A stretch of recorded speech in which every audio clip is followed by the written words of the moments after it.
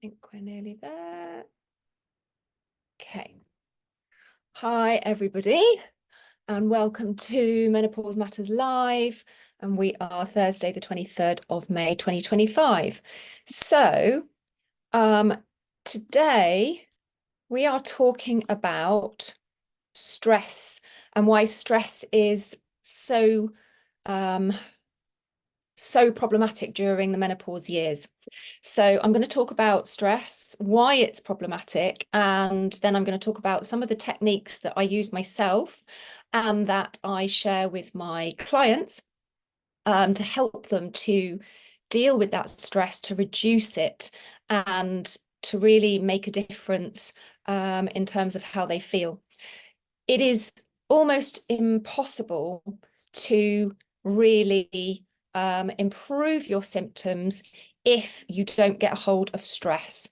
And before we get started, I just want to remind everybody, if you are watching this around or on the 23rd, so Thursday the 23rd, my live training, which only happens once every 2 months, is happening tonight, 7:30 p.m. on Zoom. And it's called Let's Restore Your Energy and Get Up and Go During Your Menopause Years.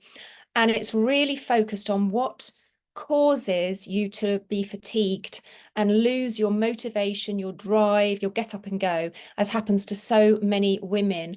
And a lot of women go on HRT and they feel better to begin with, some, not everybody. And for some of them, then the symptoms come back and they end up just getting the dose upped and upped, and they realize it's not working. And there's lots of reasons for that, because it's not just about losing your sex hormones during your menopause years. There's so much more to consider.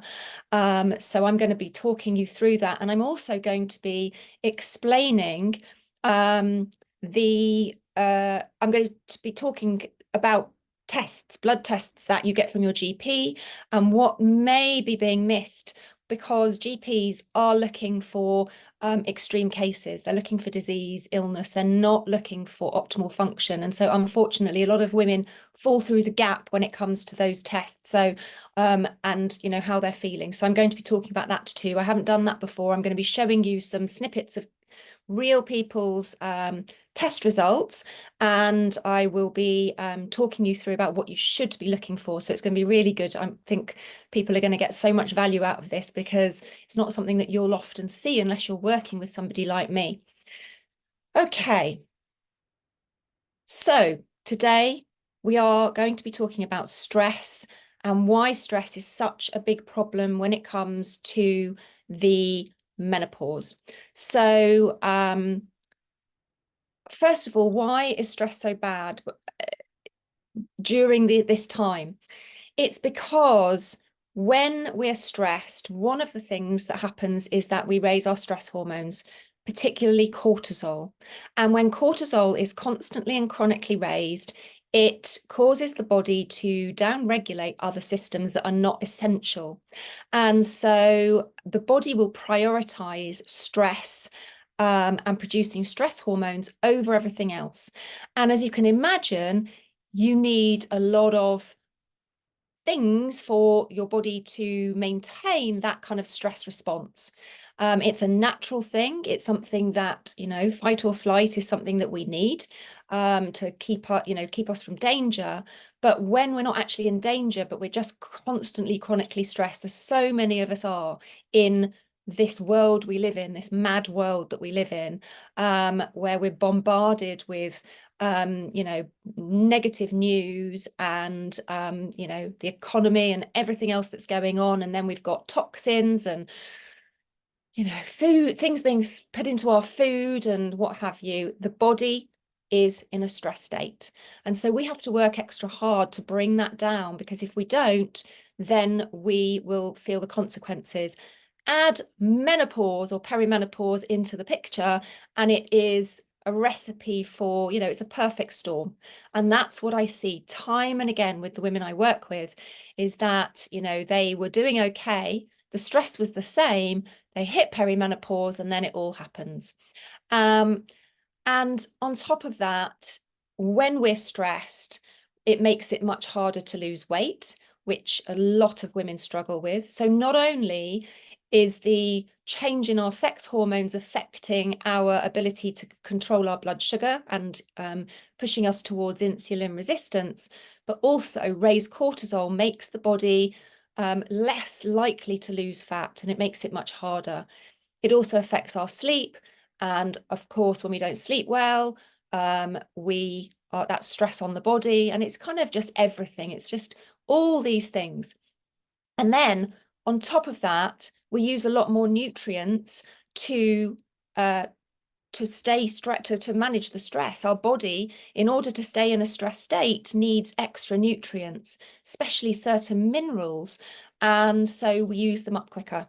And then we become depleted and our minerals become imbalanced. And that is a whole another thing that is happening at the same time. Okay, so I've explained why the menopause years and stress are such a problematic time. What do we do about it?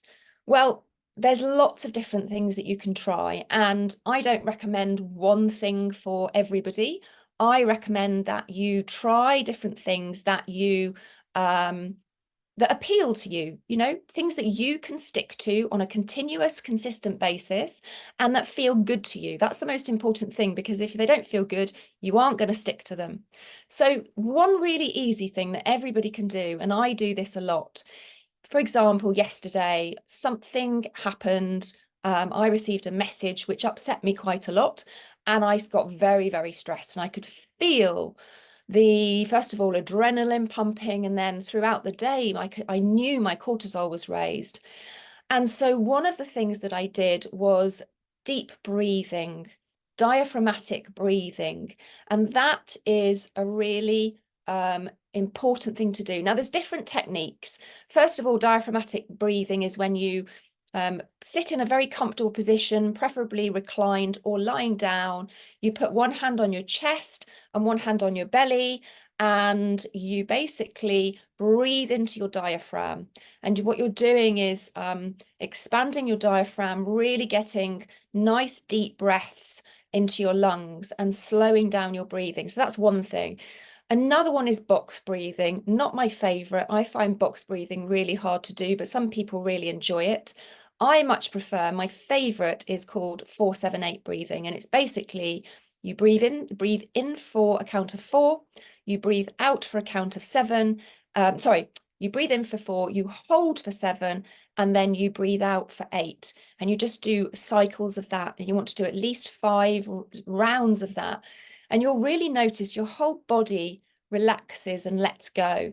So that's a really nice, easy one. And you can do it anywhere. You don't have to, worry about anything. You can be, in the car. It doesn't matter. You can still easily do it. Alternate nostril breathing is another one where you breathe in through one nostril, out through the other, and then you reverse it. Whichever works for you. You need to try them and see which works. But that's a really good one, especially when you are in the kind of throes of feeling very stressed. That's a great one to do. Secondly, vagus nerve stimulation. So what it does, we have a vagus nerve which runs right the way through our body, from our neck, and it is linked to our parasympathetic nervous system, which is our rest and digest part of the autonomic nervous system. So I talked about fight or flight, which is your stress response, and then you've got your that's the sympathetic nervous system, and then rest and digest is the parasympathetic. And so when we're overly stressed on an ongoing basis, we want to stimulate that vagus nerve, which then helps to push us into that rest and digest state. So what does it do? It enhances your mood, it reduces your heart rate and blood pressure, it decreases inflammation, it improves digestion, it improves sleep, and just generally enhances your overall emotional regulation. Again, deep breathing helps to stimulate that vagus nerve. So that's one thing you can do. Another one is singing or humming. or even chanting. So I don't know if any of you have done things like chanting Om during yoga sessions or meditation, but that humming noise stimulates your vagus nerve. So it's a really easy one to do. To do that. Another one I really like is cold exposure. Now, I'm not a big one. You might have heard me talk about this before. I don't particularly like people doing cold plunges if they are struggling with fatigue and their body is dysregulated. It's very stressful on the body. You've got to be in pretty good health to be doing cold plunging, in my opinion. But one thing you can do, which is really simple, is splashing cold water on your face. So first thing in the morning when you wake up, getting that water splashed on your face nice and cold is a really good way to stimulate the vagus nerve. Also, a spray of cold during your shower, so maybe halfway through your shower or at the end of your shower, especially in the summer, is really good for stimulating that nervous system, that vagus nerve. And that part of the nervous system. Gargling is another one. Ear massage, auricular acupressure. There's points on your ears that you can actually stimulate, which stimulates this part of the nervous system and the vagus nerve. One of them is on your lobe. You can just look it up and you'll get your diagrams with where the acupressure points are. Meditation, of course, and then there are some yoga poses. I'm not a yoga expert, so I won't claim to know what the poses are, but there are certain yoga poses that help with stimulating the vagus nerve as well. Okay, so that's the vagus nerve, really important. We've talked about deep breathing. Both of them, deep breathing also stimulates the vagus nerve, as I said. Other things, meditation. So if you're a beginner to meditation, if you haven't practiced it for quite a while, there's an app called the Balance app. And I don't know if it still is. I think it is. You can get it free for a year. They might have reduced it now, but when I joined, it was free for a whole year, which was just absolutely fantastic. Really lovely app, lots of different types of meditation, teaching you meditation, taking you really slowly through the steps. You can choose the voice that you're listening to when you're meditating.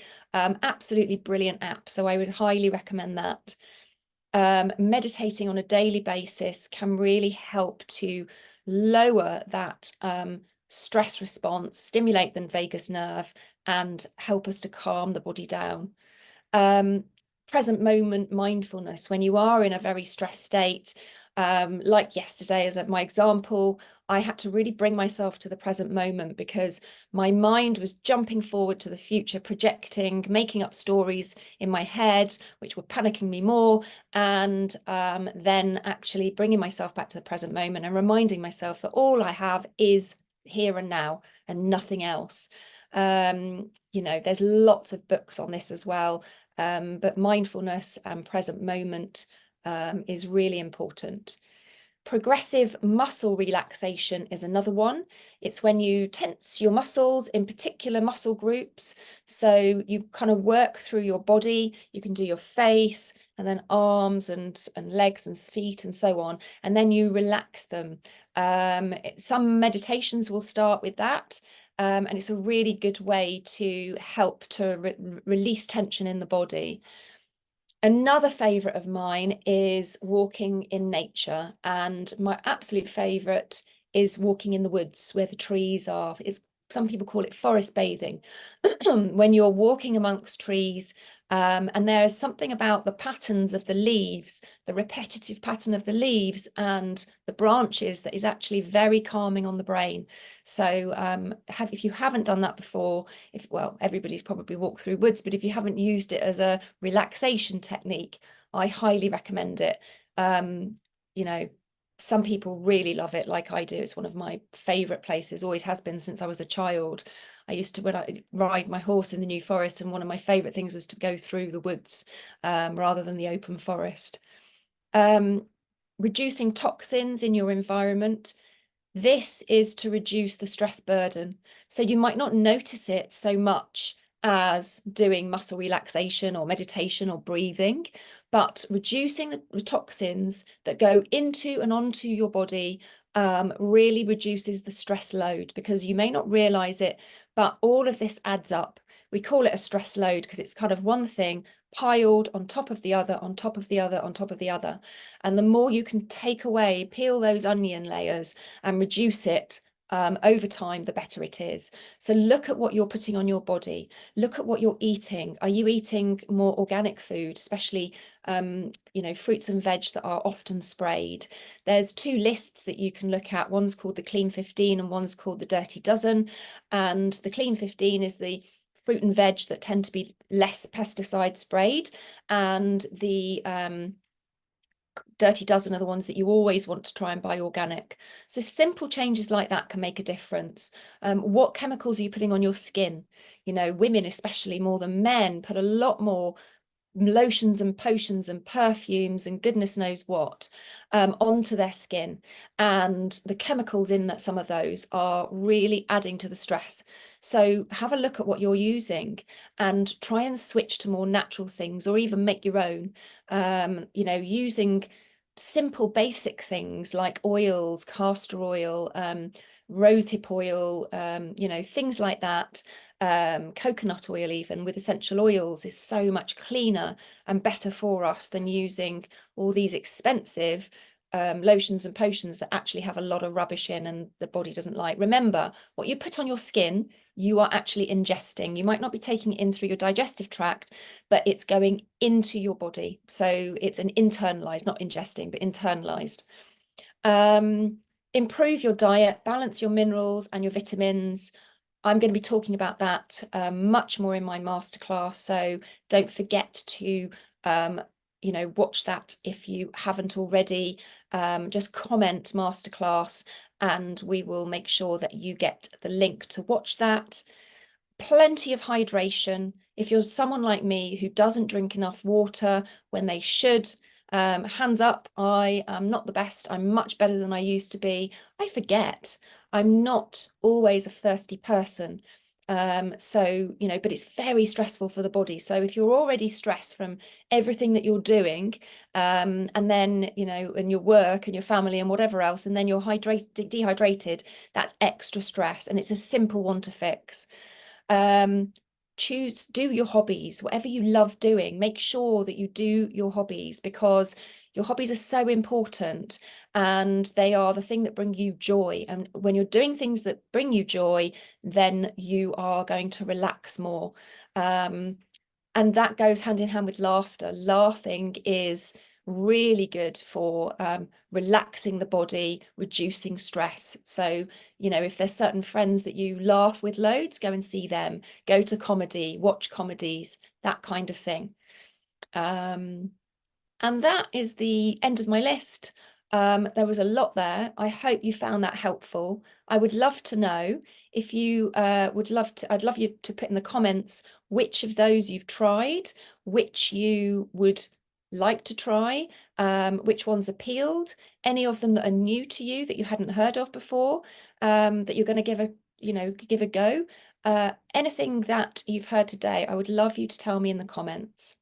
And I will leave it there. Please do like and share if you're watching this on one of my social media channels and you're able to like and share it. Please do, so that other people see it. And just a reminder, if you would like to join tonight's training, if you're watching this on the 23rd of May 2024, and you'd like to come to tonight's training, which is at 7:30, it's free on Zoom, just comment training and we will get the link over to you. All right, I will leave it there. Have a great day. Take care and bye for now.